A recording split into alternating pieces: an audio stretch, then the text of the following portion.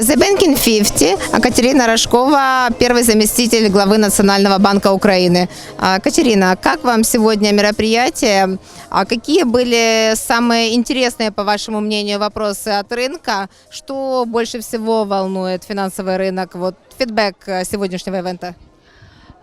Первое, люди соскучились по живому общению, раз.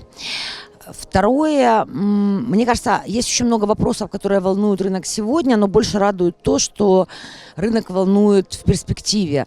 Больше радует то, что люди думают о трендах, о тенденциях, о будущих задачах, о том, как они будут формировать этот рынок. Это круто.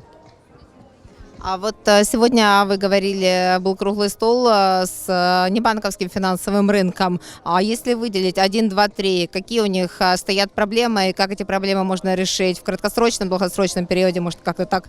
Было два блока вопросов. Первый – это вопросы от страховых компаний лайфовиков.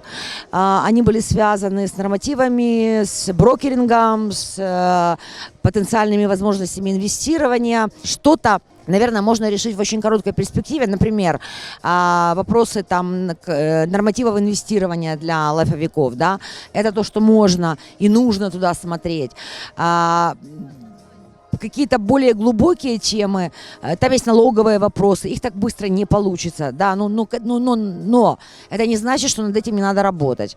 И был вопрос, и очень правильный, от небанковских финансовых учреждений в отношении того, что, к сожалению, большинство клиентов небанковских финансовых учреждений не имеет этого электронного квалификованного подпису и не может пользоваться додатком Дія, и это вопрос. А тут, мне кажется, можно поработать, потому что это и есть то, что называется финансовой инклюзией.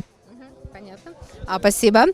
Еще у меня, наверное, будет последний вопрос. Если мы говорим в общем, наверное, уже общий вопрос, да? Вот ситуация на рынке, мы говорили, и 2022 год, куда мы идем, собственно говоря, да?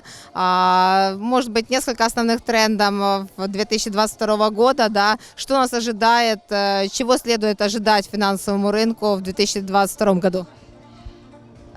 Я вряд ли скажу здесь что-то новое, потому что мы видим о том, что финтех уже здесь, он будет соединяться с банками.